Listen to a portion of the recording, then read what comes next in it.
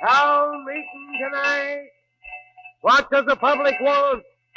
What does the public want in music? Town meeting tonight. What do you want in music? What do you like in music? America's town meeting of the year gives its salute tonight to old New England, which gave us Thanksgiving Day, and the American town meeting itself. We are assembled here in historic Town Hall in New York City for a novel discussion, a town meeting on the subject, what does the public want in music? Now, what could be more appropriate than to imagine ourselves transported to the library of a famous and widely loved New England character, Professor William Lyon Phelps, Billy Phelps, as he is affectionately called by his students and friends. So let us use our imagination tonight and picture ourselves in Professor Phelps' library in New Haven, where he has entertained celebrities from all over the world. Tonight his guests are Madame Olga Stokowski, critic and teacher, and founder of the Layman's Music Courses, Dr. Frank Black, General Music Director of the National Broadcasting Company, Mr. Albert Serso, American composer and conductor, Mr. Fred Waring, director of his own orchestra, the famous Waring's Pennsylvanian, Mr. I.A. Hirschman, among many other accomplishments, the founder and director of the New Friends of Music, Miss Pauline Pierce, our soloist for the evening. And to complete the company, our own moderator and director, Mr. George V. Denny, Jr. Now, what does the public want in music? Professor Phelps and his guests will discuss this for the first part of the hour, and then, following our usual custom, we will have questions from the audience of music lovers and musicians who have assembled here tonight to participate in this meeting. Now, Dr. Black is at the piano. He is about to play the accompaniment for Miss Pierce, who will sing a popular aria from Carmen, the Habanera.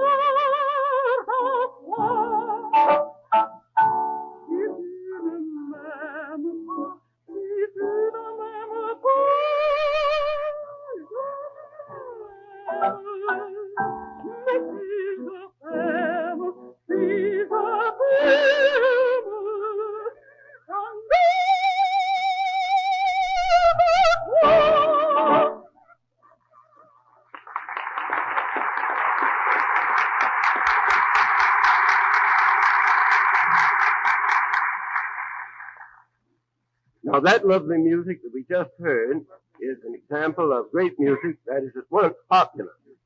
You might call it the greatest common divisor of music that appeals to all classes. And what we want to find out tonight, of course, is what is the kind of music that appeals to the largest number of people? Not what we think they need, but what do they want? Now, we're all sitting together in my library. I've just given these people a magnificent dinner of turkey and all the cider they could drink, and it had a regular New England time. And now we're going right ahead. But you know, we can't answer this question right off. We've got to consider not only the kind of music that should be given, but the channels through which it shall reach the public. Instrumental, vocal, opera, jazz, and so on. Now take grand opera, for example. Mr. Serso, when he speaks tonight, is going to say something that I disagree with absolutely, you know. And you wait and you see when he speaks. He and I are the best of friends, and we were going to have a limited roundabout with ringside seats, but you'll hear him speak very soon. And then Mr. Hirschman, he'll destroy Mr. Hirschman, he doesn't like the star system in music. And of course, the star system in music wouldn't work in chamber concerts, but in grand opera, how about it? Fred Waring, well, now Fred is a man who has reached not only thousands, but millions. And he probably knows as much about it as anyone now appearing before the public. Then my good friend Olga Samaroff, I'll give a section of her biography when I introduce her. But you know already she succeeded. She succeeded already as pianist, as teacher, as composer, critic, and founder of the Lehman's Music Corps. And no meeting in town hall would be complete without my friend George Denny, who has the patience of Job and the energy of Napoleon. He has the energy of Napoleon because he's put through this town meeting, and he has the patience of Job because he's heard me lecture many, many times. Now, I think, first of all, you'd like to hear from my friend Frank Black. As you all know, he is the director of music over the air. And I take the greatest pleasure in calling upon Frank Black now to start this discussion for us tonight.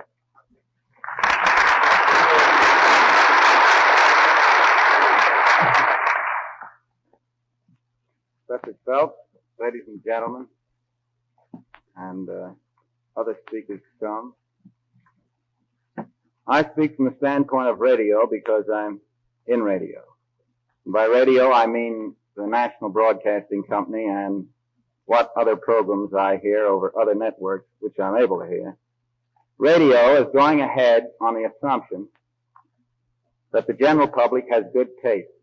We know that there is a vast portion of people constantly growing in the United States who are listeners to purely symphonic programs. That is the reason that weekly we present orchestras such as the Boston Symphony, the Cleveland Symphony, the Rochester Philharmonic, and the Rochester Civic Orchestra. Most of this music comes from public concerts where there's a paid audience. We also know that there's a great audience for popular music, and when I say popular music, I don't mean five-piece so-called jazz bands. I mean organizations such as Paul Whiteman, Fred Waring, Rudy Vallee, and not alone this type of organization, but others who play exclusively for dancing. The music for these organizations is orchestrated, it's orchestrated as carefully, sometimes better, than some symphonic conductors that I know. We also broadcast opera from the Metropolitan Opera House in New York, from San Francisco, from Chicago, and by shortwave from the finest opera houses in Europe. We present a great deal of so-called classical music, semi-classical music. That is, the pieces in short forms and the salon type of numbers. These by serious composers. We perhaps do not broadcast as many modern works as the musical snob or sophisticate would like us to broadcast.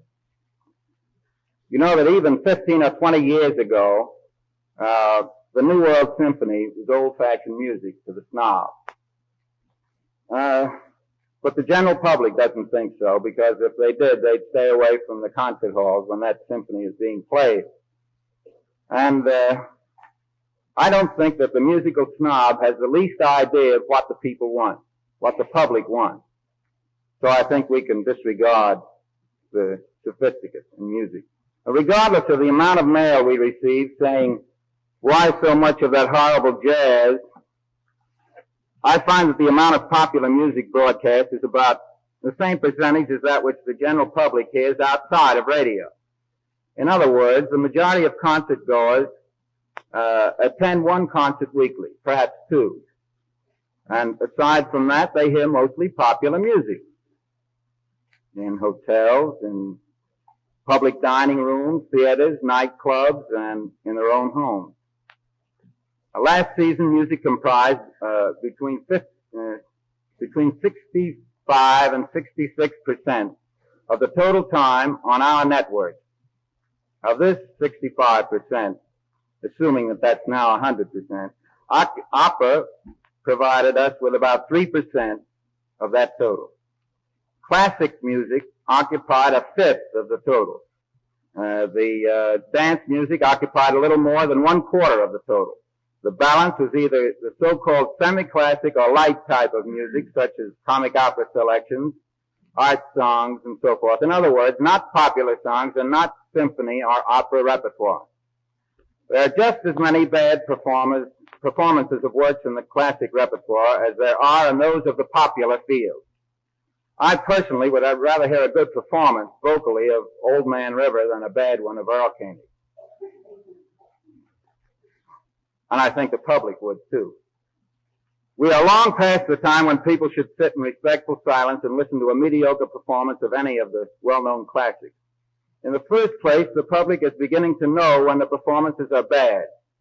The radio certainly has pointed the way to the concert hall on a great many things. For a vocalist, it has put great stress on diction, or more properly, enunciation. People no longer want to go to a concert hall and hear a fine voice only. They want to hear the words, because they have become accustomed to hearing the words of a song over the air. Therefore, if a singer's diction is poor, his life in the concert hall will be short. This is true of popular singers as well as leader singers. Radio has acquainted the public with the best in serious music, and unless they are reasonably sure of hearing good performances of works, they stay away from the concert hall. Mail is one of our most potent indications of public taste and its wishes in the matter of programming. However, it is not the only way of finding out what the public listens to. There are such things as surveys made by telephone and house-to-house canvassing, which are also good cross-sections on the subject. I do not agree with a group of musicians who claim that radio should be like a doctor who feeds his patients only what he thinks is good for them. It's too easy for them to turn the dial. I also think that the person who writes a letter saying, "Why all this jazz?" or another who writes, "Why must we have to listen to that?" or "this modern music," that these persons do not consult their radio schedules and their newspapers. After all, if there's something going on in which you're not interested, there are probably millions of others who are enjoying it, and you should tune in at a time when you can hear what you want. Thank you.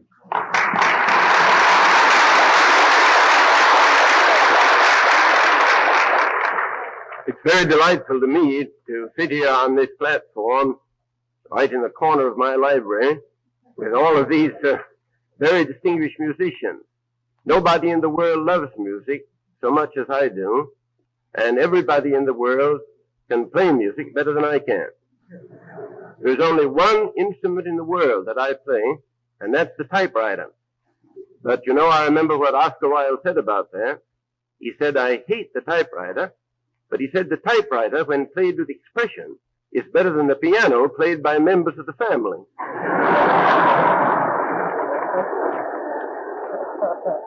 The first thing I do when I get to heaven, I'm going to learn to play the piano. And I invite you all the people that are now in my library, and all the invisible audience listening in, I invite you all, 1 million years from tonight, the millionth Thanksgiving we have in heaven, to hear me play the piano with an accompaniment of 1,000 harps. Now I'm going to call on my dear friend, Mr. I. Hirschman, because he is a miracle man. He is the most austere form of music known to the world, the farthest removed from the lowest order, the music that appeals to the highest order of real highbrow is, of course, chamber music. And this wonderful man has made chamber music popular. In talking about other things than that, just tell us how you did that, Mr. Hirschman. We'd love to.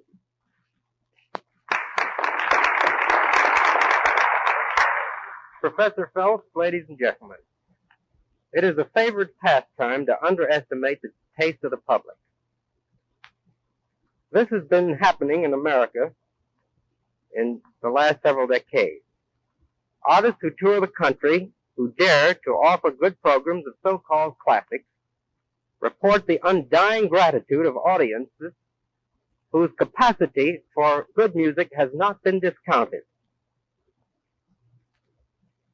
reminds me of a statement of a friend of mine who said that classic is something written by a man with whiskers.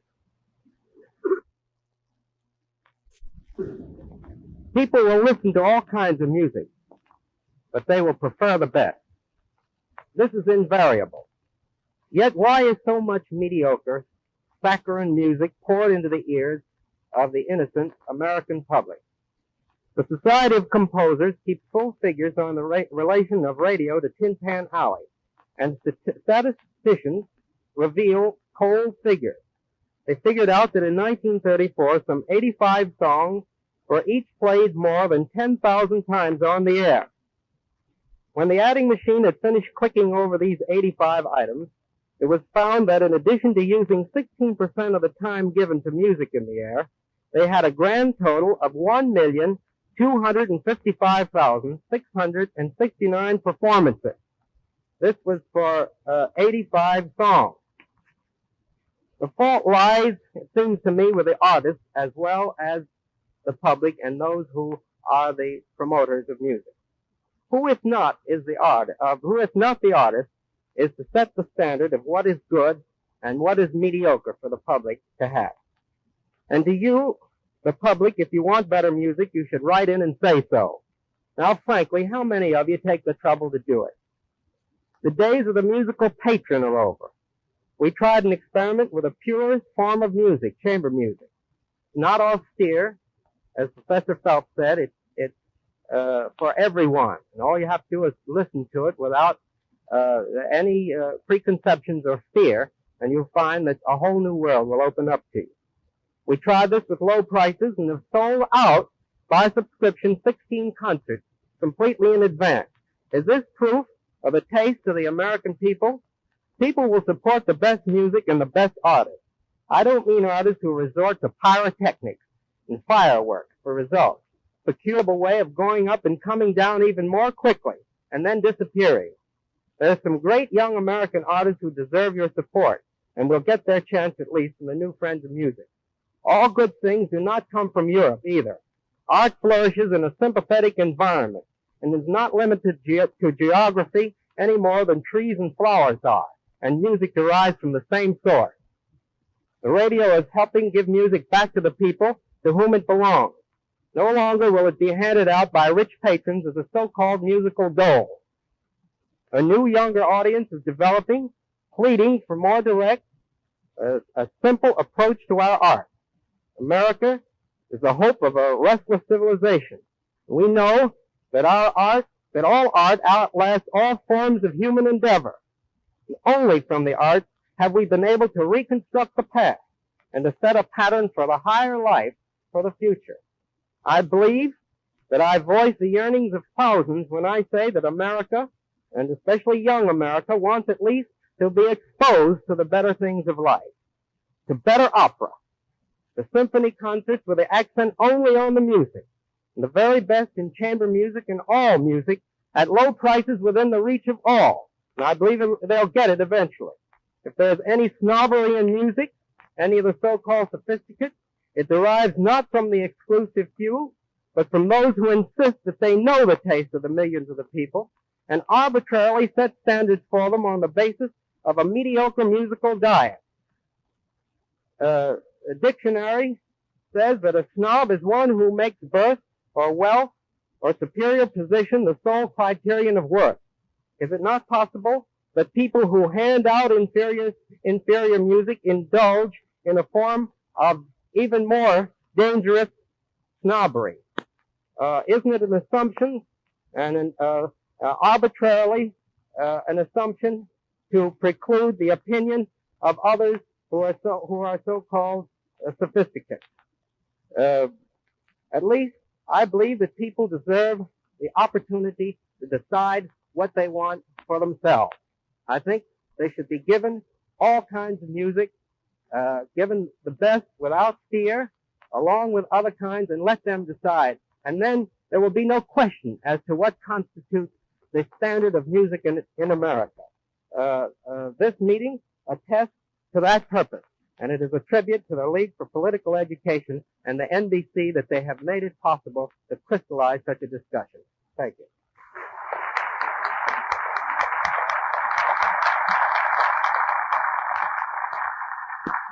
You're a brave man, Mr. Hirschman. I wish you were on the Yale faculty with me. Well, the job of a teacher, of course, is not to give people what they want, but to give them what he thinks they need, which is a very different thing. You know, I'm exactly the right person to preside tonight, because we're going to discuss everything from chamber music to jazz, and I'm exactly the right person because I love the highest and the most splendid forms of music, and I love a brass band and a pipe and drum corps and almost anything. I'm very proud of the great scholars on the Yale faculty, and I'm very proud of one of my pupils, Rudy Valet. And I'll tell you why, because he has reached millions and millions of people by his own genius and by incredible energy and work. Not only that, the man who's going to speak to us now, Fred Waring, stands in very much the same position, having audiences of millions that he entertains with delightful forms of music. And did you know? He is the great-grandson of the founder of Penn State College. So that 4 generations of scholarship, somewhat diluted, are now in his veins. And I'm so glad to introduce these people because all the highbrows think I'm a lowbrow, and all the lowbrows think I'm a highbrow. Now come on, Fred, and it's tremendous curiosity to see you. So many people have heard you. Thank you, ladies and gentlemen. And first of all, let me thank you, Billy Phelps, for the very kind imaginary invitation to your imaginary library. And thank you for that generous portion of imaginary Thanksgiving turkey. And let me first remind you, before I get into any kind of a discussion, that I am primarily not a speaker, and I didn't bring my banjo. I'm supposed to be a leader of an orchestra, and that could even be questioned. However, I am here to take part in a discussion, what does the public want in music? And I shall do my very best to tell you not what the public wants, but what I think the public wants of us. Because I don't think I would dare go much further than that. It has been my experience, 18 years of experience in music, professionally. It has been my experience not to tamper very much with the public's wants, but to experiment and find out what they have liked that you have given them, and continue to give them what they like, rather than try to educate them. Professional musicians, I believe, are in a very, very dangerous position if they attempt to educate the public. The education should come in the primary grades and their early schooling. Then if they learn to like any particular style or type of music, well, that's what they're going to listen to. But as I say, in our own department, we attempt to give what we think the public will like to hear us do. And we base our judgment on experience of years before visible audiences who have watched as well as listened to our renditions of music. And once we have discovered what we feel is a good formula for ourselves, we try to follow it out. And we don't think, in fact, I believe the opposite. We don't think that any audience likes the same music of different artists. In other words, what they would like of us, they might not like of Paul Whiteman or Rudy Valet or other bands in our field. And I should call attention to the fact that I'm not doing very well, that I didn't prepare an address. I'm talking from notes and from having listened. I think you're fine. Go right ahead. Thank you very much, sir. I'll be after the real drumstick now, after this is all over. That was Billy Phelps, ladies and gentlemen. Now, first of all, Dr. Frank Black mentioned the musical sophisticate and the musical snob. Those people are strangers to me. Of course, I know very little about the sophisticated music. I mean, I see a green light. Does that mean go ahead? What is it, You have just 1 minute. I have 1 minute. Well, I can't say very much, so I won't even go into that, except that the social sophisticate seems to like the very low-type music. Now, we have found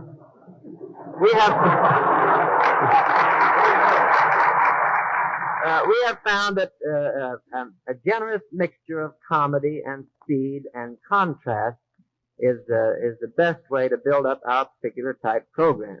And we do know that they want a certain amount of swing, they want a certain amount of singing, they want college songs which come under the more the earlier form of swing music, because of course you all know that swing music really is only something which has a very predominant rhythm, which makes you react physically. It makes you either tap your feet or want to dance. And the earliest of the swing music, of course, is the tom-tom, and later the marches, and here it is back. They've changed the name again, and the red light is on.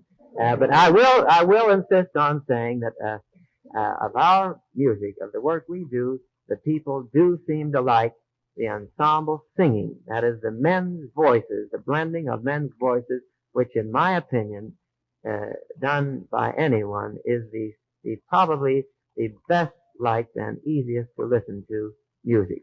And that, thank you very much. Both of you. Our music varies. For instance, if we sing Sibelius Finlandia, if we sing it in our own way with a very sweet and understandable blending of our voices and a nice interpretation, they like that just as well as though we would sing any of Stephen Foster's music or Gershwin or Kern. And that's about all I can say, but I would love to have some discussion on this. Thank you very much.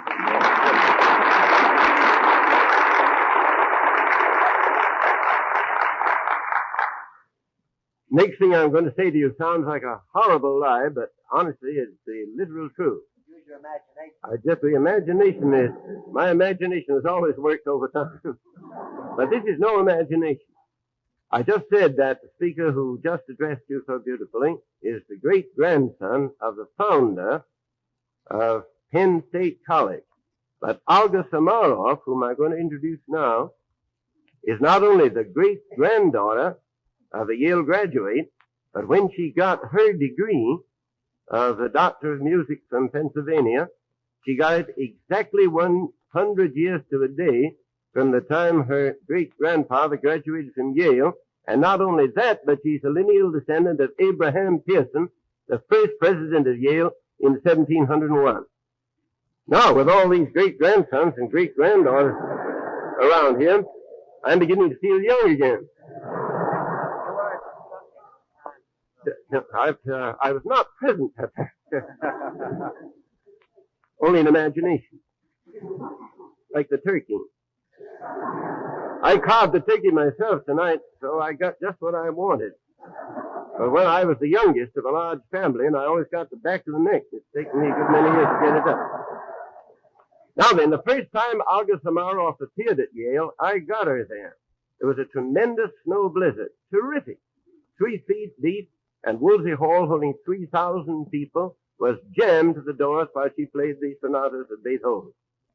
But she can talk and she can play. In fact, I never found anything that Olga couldn't do. Come on, Olga, and tell us how you do it.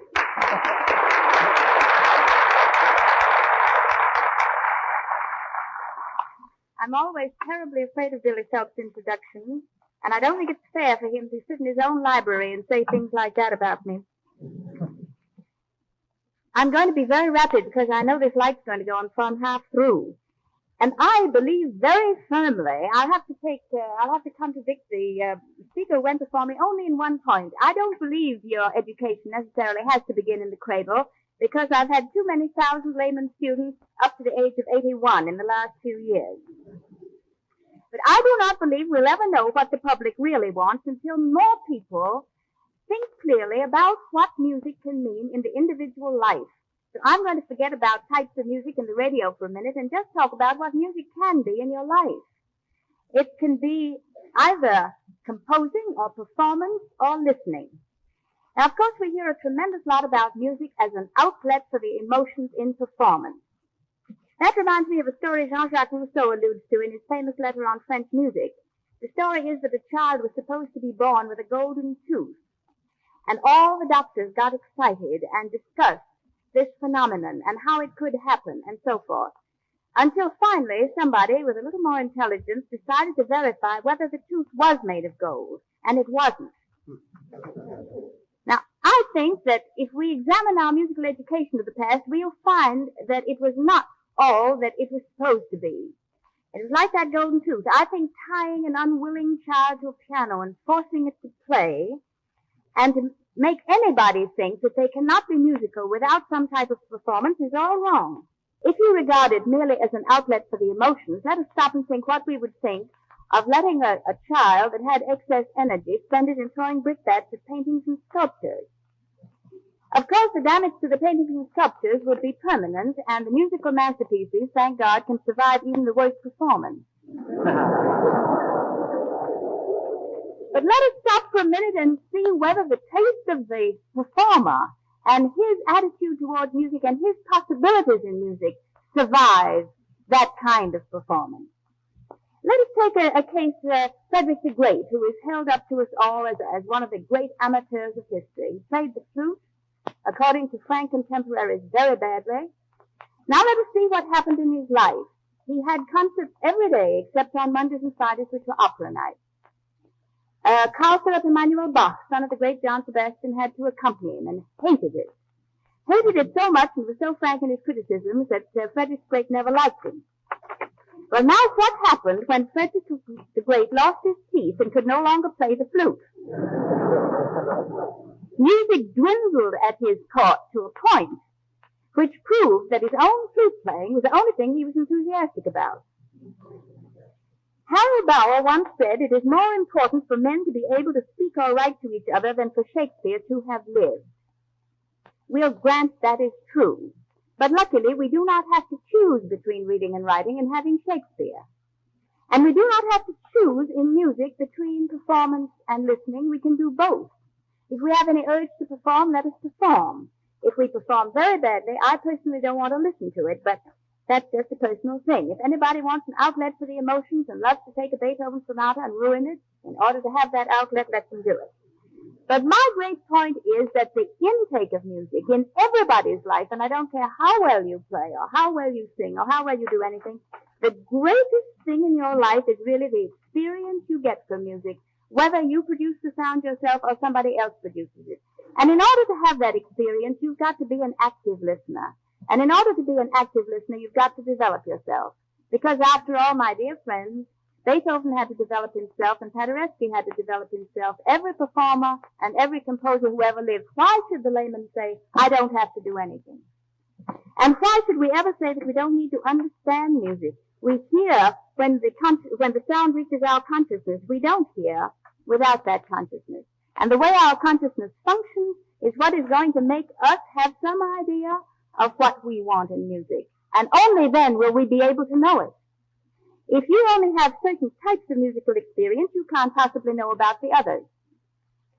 In a book that I wrote called The Layman's Music Book, I think I made a point in saying how enormously personal listening is.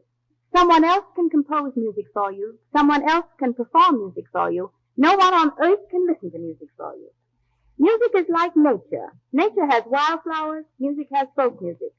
Nature has gay moods, we have popular music. Nature has grandeur, we have great music. Nature has weeds, and we have bad music of every type. Why be limited to want any one variety of music exclusively? Why not train yourself to listen actively and be able to detect the best in all types? It seems to me that is what we want. We pause briefly for station identification. Now, your moderator may interrupt you for just a moment. We will pause just a moment for station identification. Professor Phelps, the meeting is now in your hands. I'm glad at that moment of silent prayer that I can go on. Now I want to say right this to every person, visible and invisible. I am awfully sorry for most of you. Awfully sorry. Because most of you were born after 1880. And if you were, you missed the greatest 10 years that the world has ever seen in the Metropolitan Opera House and in the operas of the world. The collection of singing birds right there in the Metropolitan Opera House in New York from 1890 to 1900. I don't need to name them, but they were the greatest the world ever saw.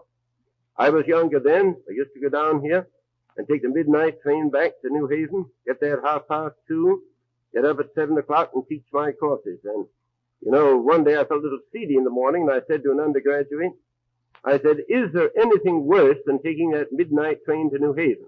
Yes, he said, there's one thing worse, and that's missing it. Now, I could talk about that opera all the rest of the night, but wouldn't these people murder me on the stage if I did?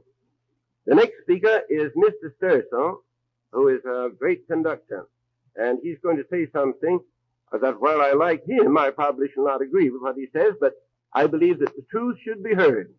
Come on.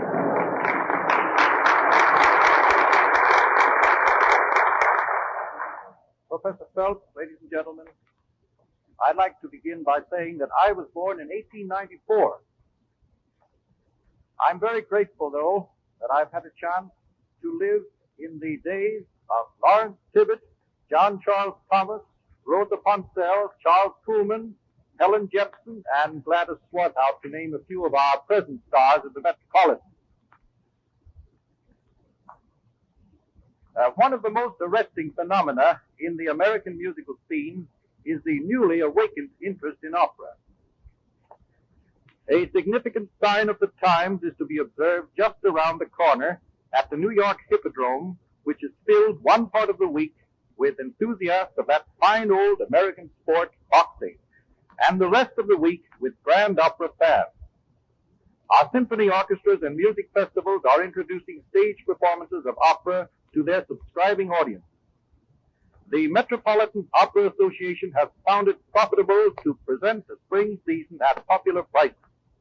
It is not necessary to go into all the causes behind this rebirth of opera enthusiasm, but I find a clue in accounting for this new interest in a description of operatic conditions in the time of Monteverdi some 300 years ago.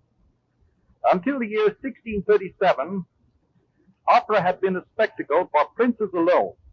The popular feeling then was that opera was a dying form of musical art. The action of an astute group of Venetians changed all of this when they opened the first public opera house in Venice in 1637, thereby giving opera a new lease of life. A problem which is somewhat peculiar only to opera patrons in this country is the question of whether opera should be given with the text in the original language. It might interest you to know that other countries at various times were called upon to cross this bridge.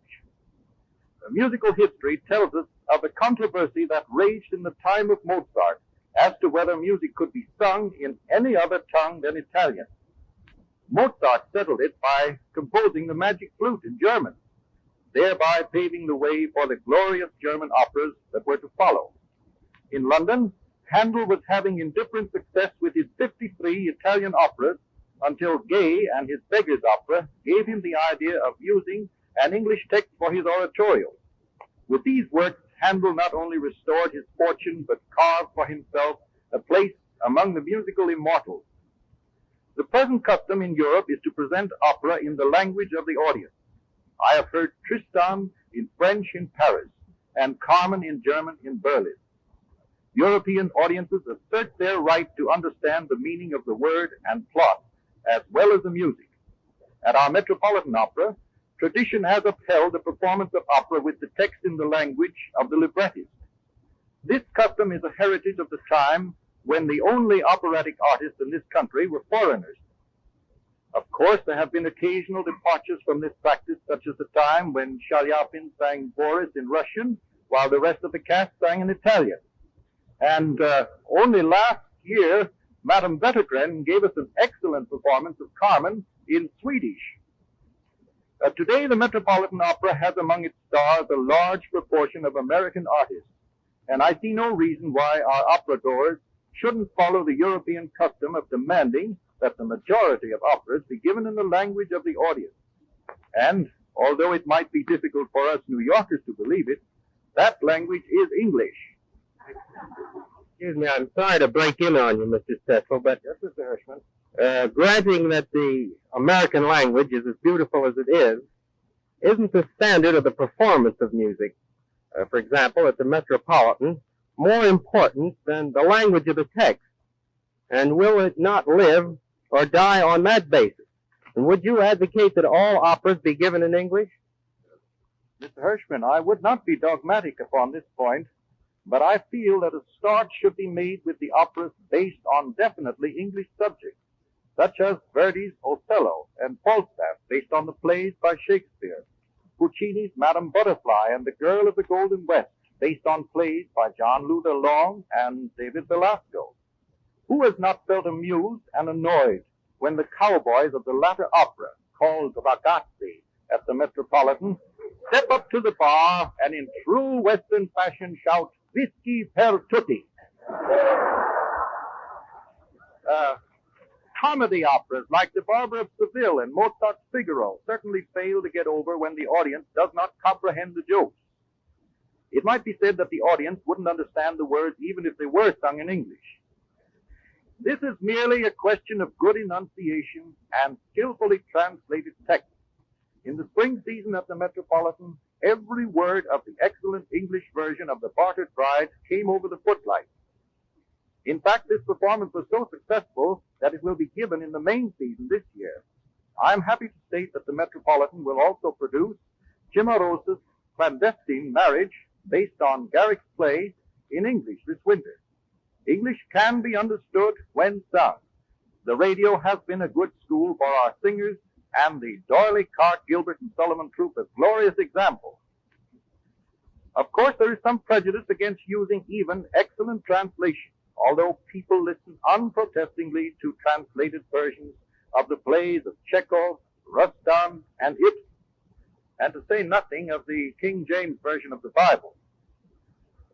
I am willing to concede that for the time being it is better to present operas having libretti of definite literary value, such as the Wagnerian music dramas in the original language, but unfortunately few libretti have literary value. As a lover of the beautiful sound of the English language and believing that opera can only take deep root in the lives of the people when intelligibly and intelligently presented, I rest my case for opera in English.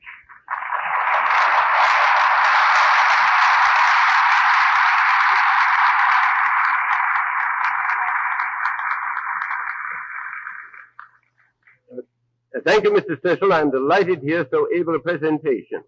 And I mustn't take up time, but I'll simply remind you that I heard Jean D'Oresca and Emma Ames and the greatest singers in the world sing Wagner in Italian, and they were not satisfied.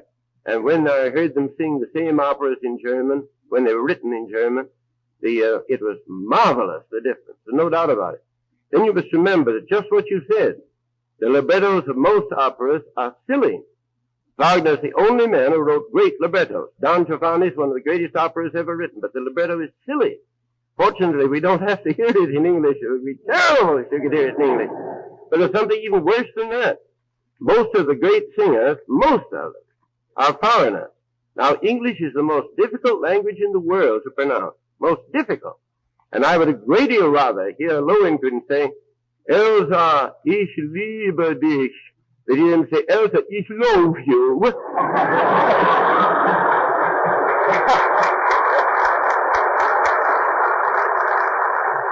Professor Phelps, we could go on with this discussion for a long time, and I'm sure that there are a great many questions that you people here in your living room would like to settle among yourselves. But I think we should let some of this audience, let the audience in on some of this discussion. I see a number of distinguished musicians and music lovers in the audience, and now we'll take the questions. Please rise, state the name of the person to whom your question is directed, and limit your questions to 25 words. Questions, please. Yes, sir, right here. I have a question for Dr. Frank Black. For Dr. Black. Yes, sir. Why can't the National Broadcasting Company and other radio organizations increase good music and cut down on advertising? Why can't the radio censor provide just one program of good classical music at all times, every day? Well, now, Dr. Black is the musical director of the NBC. He ought to be able to answer that question. You mean that there should be a continuous program of classic music? I mean, Dr. Black, that amongst all the stations that are broadcasting, there should be at least one on the air at all times presenting good music.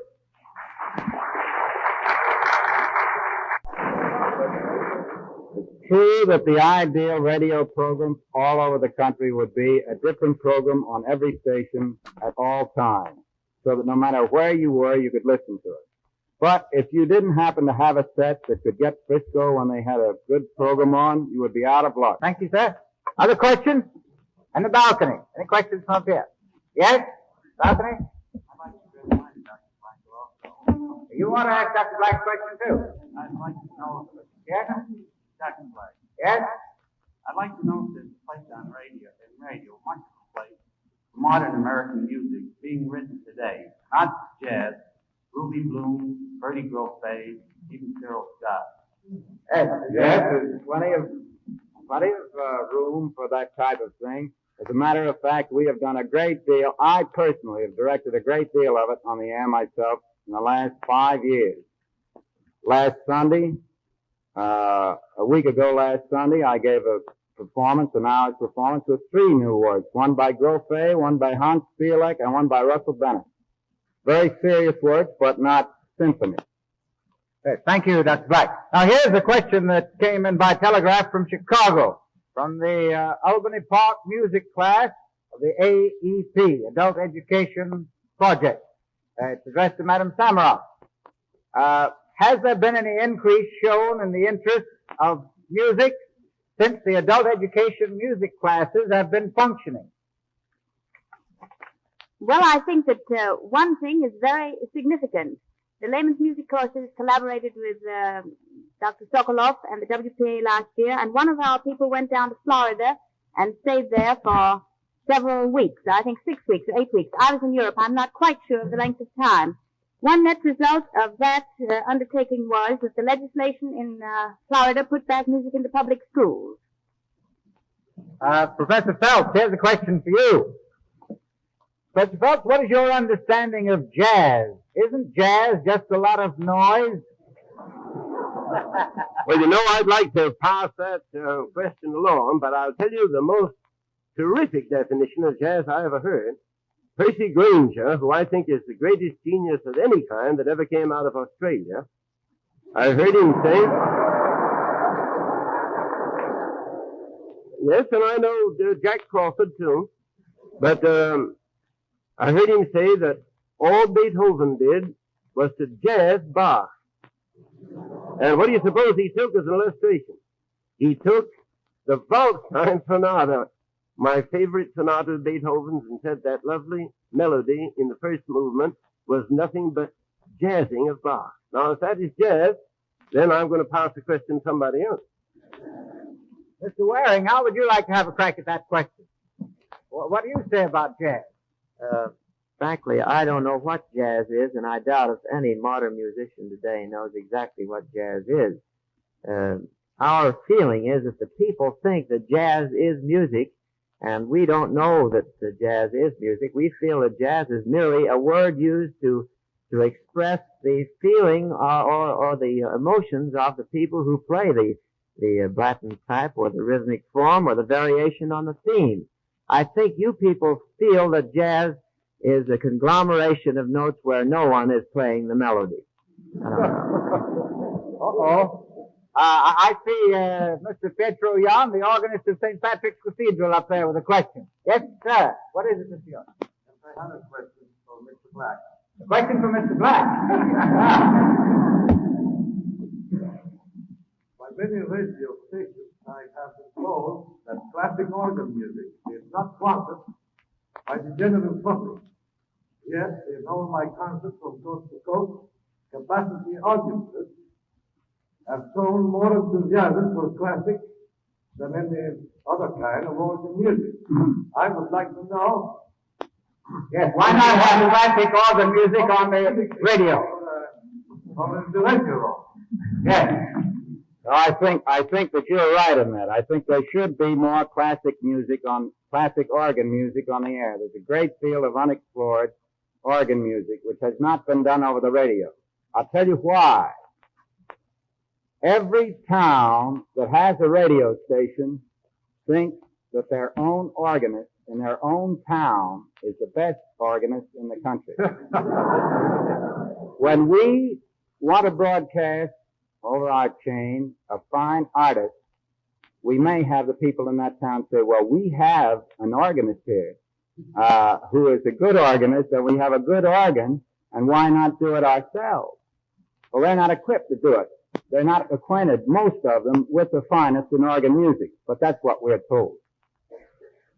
Mr. Hirschman, here's a question that's been handed up. I'm afraid it's phrased in rather insulting form, but I'll read it just as it's phrased. What can be done to keep the audience awake during chamber music?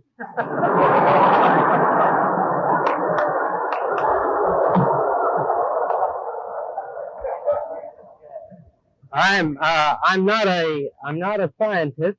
As a matter of fact, I'm only a businessman. The trouble with the bad start the chamber music got was, I think, based on the name. A lot of people think if they listen to chamber music in a chamber, it's something to put them to sleep. Now, I would suggest to this person that he come to the next concert of the New Friends of Music, and it'll keep him awake plenty. Mr. Waring, isn't the radio killing a lot of good music by overplaying the better-known selections? Well, by the better-known selections, I presume you mean the better-known popular selections, and I do agree that overplaying of these songs does kill them. And that is proven by the fact that sheet music, which is the only means the publisher has of knowing how well the people like his music, the sale of sheet music today is less than 1/10 of the sale of sheet music before radio. I hope that answers the question. Any other questions in the balcony? No? Yes? Young lady, right up there. Madam Stokowski. Madam, yes. Louder, please. For Grand Opera on the, or in the movie. What's that? Mary Garden. I think it's working with Metro Goldwyn Mayer. Did you want to know what about more Grand Opera in the movie? Potentialities. Yes. What are the potentialities for Grand Opera in the movie? Well, I don't think anybody knows yet what the potentialities are, but personally I think they're very great. I don't see any reason why, if the sound films improve acoustically, why Grand Opera couldn't be given in a very marvelous way, and I think it's going to be. Probably in English.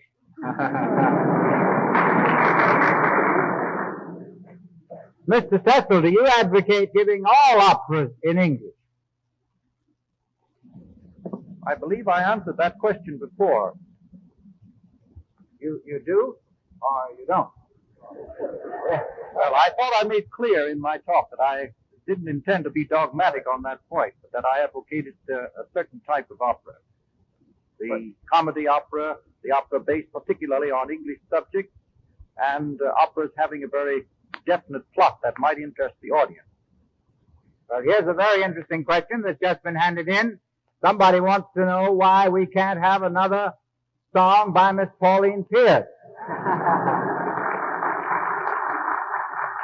Miss Pierce, I see on the list of things that you might sing tonight, the flower song from Faust in English. Would you do that for us? Very good.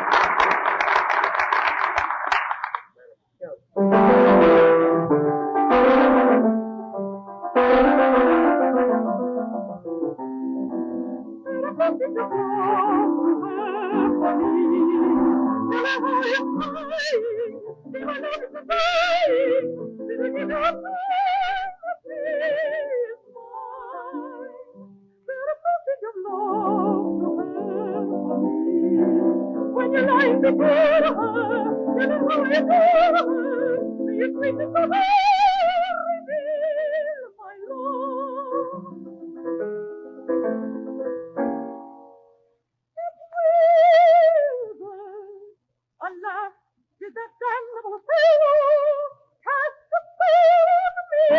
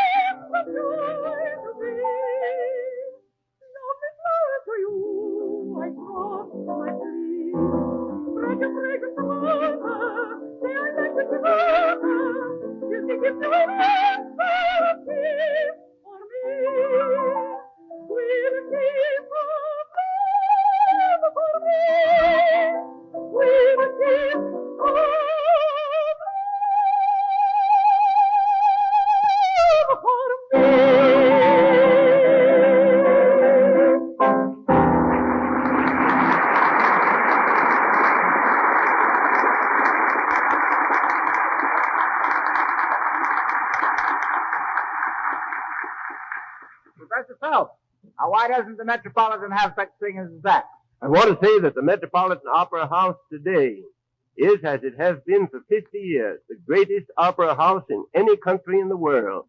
The only reason they don't have the singers that they had 10 years ago, in 1890 to 1900, is because such singers don't exist today. Nowhere in the world. But you can be sure of one thing. New York is the musical capital of the whole world today. And the best singing you'll hear of any opera in the world, you'll hear in the Metropolitan Opera House today. And if you're not able to go there, you can hear it over the radio. Thank God. Thank you, Professor Phelps, and thanks all members of your guests in your imaginary living room who enjoyed your imaginary dinner. And thank you all members of the audience. Well, I hope you had a very real and not an imaginary dinner. And now we're going to turn the microphone over to Mr. Lois Havrilla for the announcement for next week. Mr. Havrilla. Thank you. And now as we bring our discussion to a close, we'd like to know if you would like to have a copy of tonight's broadcast, complete with questions and answers.